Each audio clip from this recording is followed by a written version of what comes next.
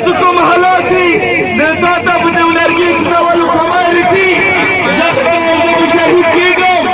ځکه خاص او که خاص نشم ما ته مړی نشي یلی ما ته شهید یلی شي او تا ته که ضرورت دی د دمړي لرګي ضرورت خو بیا خامخا پټېږي